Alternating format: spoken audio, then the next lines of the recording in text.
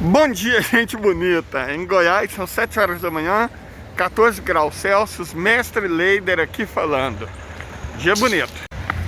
Bom, aqui, né, apesar do ar seco, poluído, aqui tá um dia bonito, mas em outros lugares do mundo o bambu tá gemendo. Vamos lá. Quero começar, claro, pelo Oriente Médio. Houve uma certa incompreensão da fala do presidente Vladimir sobre o Irã. O presidente Vladimir disse publicamente, né, anunciou para o Irã não atacar alvos civis, né? Mas o que isso significa? Significa que em alvos de interesse militar o Irã pode descer a lenha, certo? Na linguagem diplomática, não é o que a gente diz necessariamente. Muitas vezes é o que não é dito que conta. A Federação Russa não manifestou, falou: ó, Irã, não ataque Israel. Não. A Federação Russa apenas disse: ó, não ataque alvos civis. Uma coisa que o Irã basicamente não faz. Da outra resposta, o Irã não atacou nenhum alvo civil, só atacou alvos militares. Então a fala do Putin, na verdade, foi uma autorização para o Irã deitar o fogo em Israel. Foi isso, certo? As maratonas do Netanyahu, que evidentemente o ataque que Israel fez contra lideranças do eixo da resistência tinham sido planejados antes. E quando ele fez aquele giro nos Estados Unidos, né? Na Inglaterra ele não pode ir, porque vai ser preso se for. Na França mais ou menos a mesma coisa. Então não é em todo país agora que ele pode entrar. Então foi nos Estados Unidos, né? Incensar lá os candidatos para ver qual deles era o mais sionista. E aproveitou e foi comunicar, né, que ele ia fazer o que fez, algumas tentativas de magnicídio. Ok. Pediu autorização, né? Ou foi lá comunicar, porque Israel parece que não pede autorização, não. Parece que é um raro caso do rabo abanando o cachorro. Enfim, voltou e poucos dias depois o Ranier, no Irã, e outro líder importante, Shoukry, no Líbano, foram desvividos. E aí, bom, o Irã falou que vai dar a resposta. O Hezbollah já está dando a resposta. E os Houthis também estão dando a resposta. Mas a do Irã ainda vai vir. Está todo mundo no aguardo. Quando percebeu o tamanho do equívoco, o tamanho do erro que tinha comprado para si, Israel saiu em périplo, né? Na verdade, os Estados Unidos, que é Israel, como eu disse, não é todo país agora que o Netanyahu pode entrar sem ser preso. Então, os Estados Unidos fizeram a vez de cachorrinho de recado e foram tentar construir uma coalizão para defender Israel. Não conseguiram. Não conseguiram mesmo. Na verdade, o número de aliados do Estado de Israel foi diminuir. Não aumentou. Em compensação, ao Irã prestou-se ampla solidariedade. A Federação Russa, né, Vladimir disse textualmente que está com eles, só não ataque alvos civis, o que é óbvio, né? Isso é inclusive proibido pela Convenção de Genebra. Quem faz isso, inclusive, é Israel e os Estados Unidos e a OTAN. Lembra do Vietnã, do Afeganistão, da Síria? Eles é que fazem isso. Ou a Palestina, tá todo mundo vendo Gaza.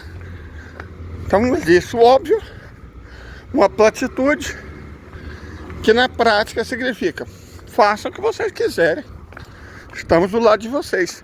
Não só disse isso, como enviou Iskander, gente, enviou Iskanders, que é um míssil que algumas versões podem fazer mais de 5.700 quilômetros, carregar uma carga útil de 400 quilos.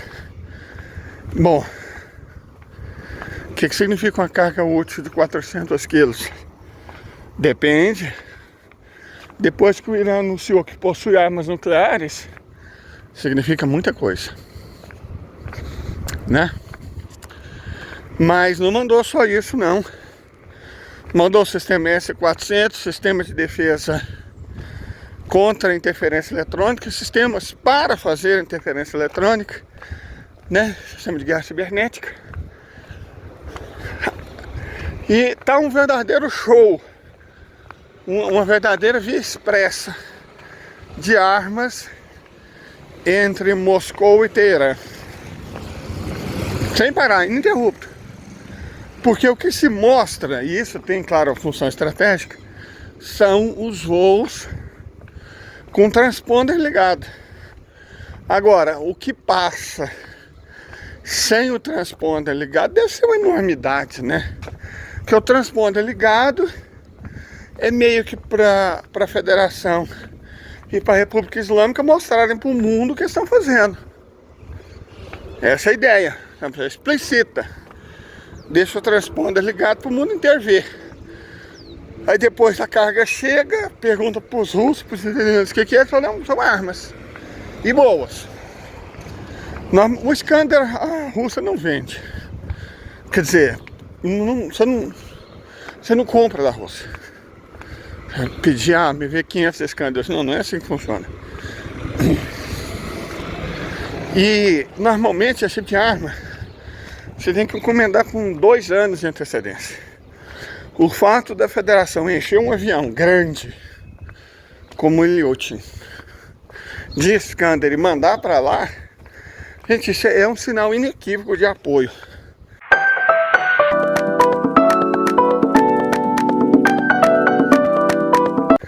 Bom, apoio russo, depois apoio chinês, explícito também, claríssimo. Ó, se atacar o Irã, né, desproporcionalmente, é o mesmo que nos atacar. Coreia do Norte eu nem preciso dizer.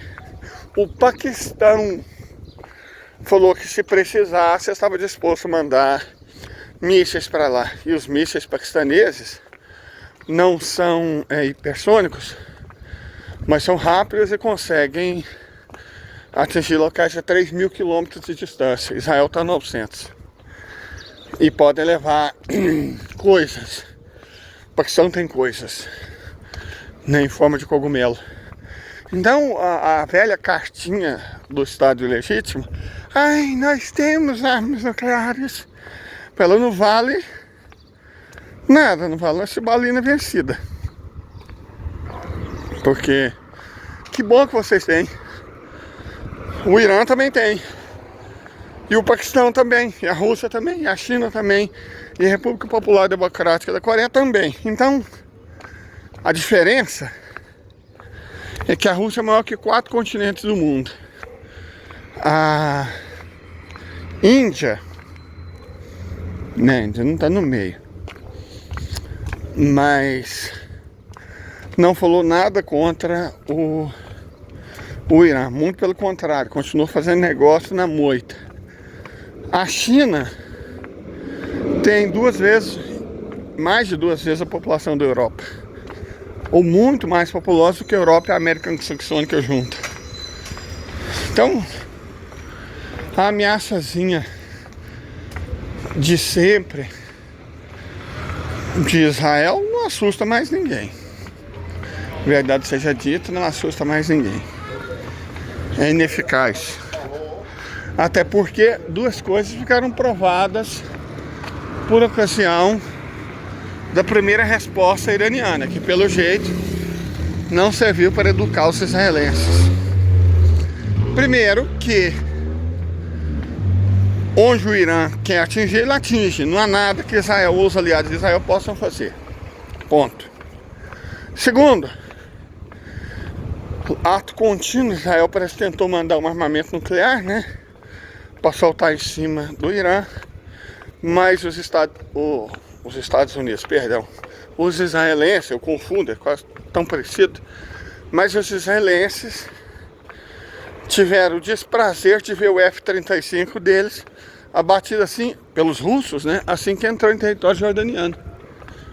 Então eles não têm capacidade de levar a arma do ponto A para o ponto B. Eles só podem fazer o que estão fazendo: ataque terrorista, tentativa de magnicídio. Eles não têm mais capacidade tática de atacar o Irã. Simplesmente não tem. E eles próprios não têm profundidade tática. Como nós dissemos ontem, Israel é um país minúsculo, menor que o estado de Sergipe, mas onde 2/3 da população está concentrada numa área ainda mais minúscula, do tamanho do município de São Paulo.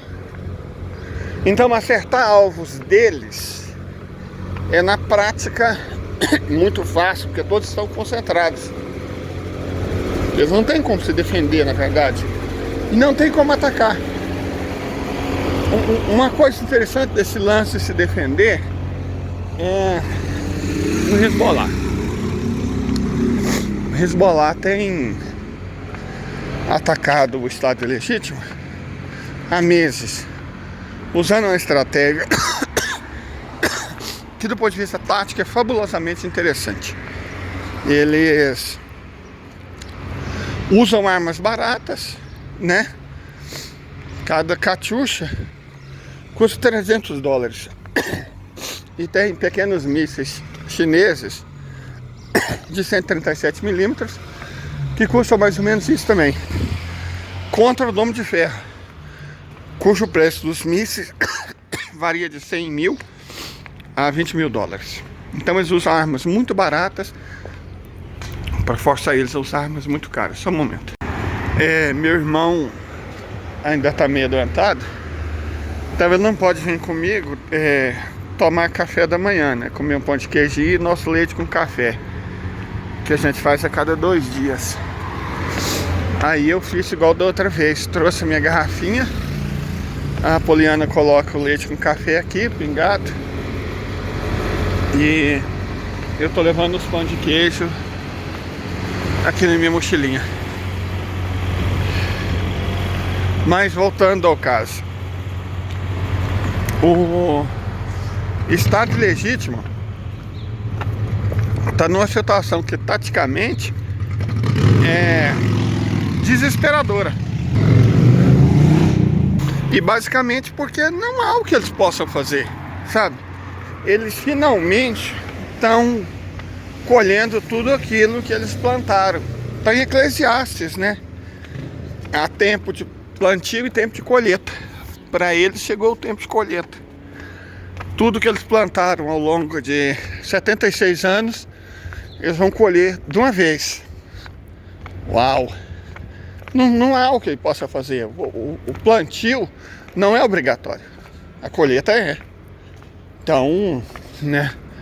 Você passa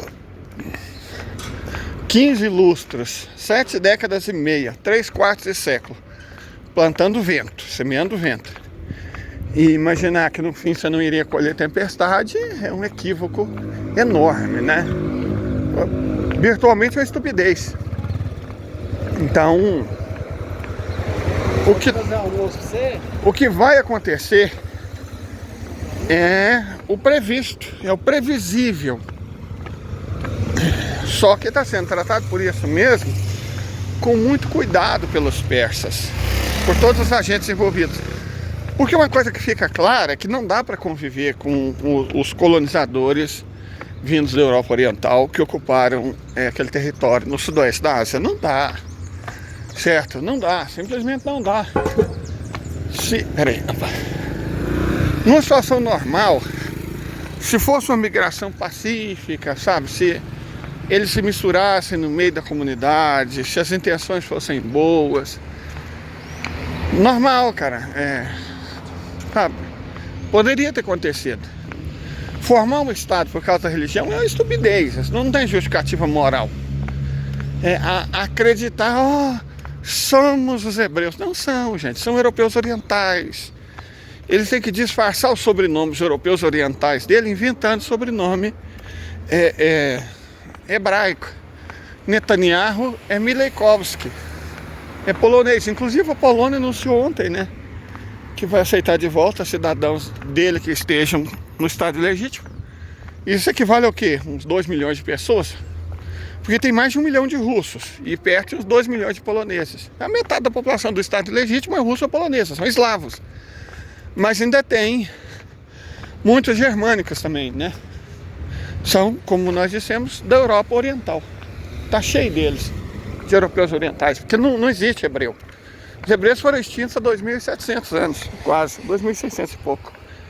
A civilização hebraica foi extinta.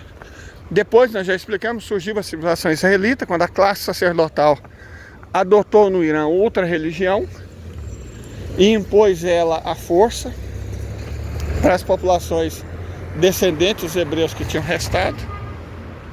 Criaram o judaísmo assim. O judaísmo não foi criado na Terra Santa, o judaísmo foi criado na Pérsia, porque originalmente não era uma religião monoteísta, era uma religião politeísta. E aí essa civilização israelita também foi destruída no 2º século pelos romanos. Então eles tentam confundir a religião com o povo. Isso é uma bobagem. É como você pegar os praticantes do candomblé branco e dizer que a origem deles é a Nigéria. Faça-me um favor, né? Seja como for, essa terrível e desagradável aventura está terminando. E espero que a nossa, na direção da felicidade no mundo pacífico, só esteja começando. Tenha um bom dia.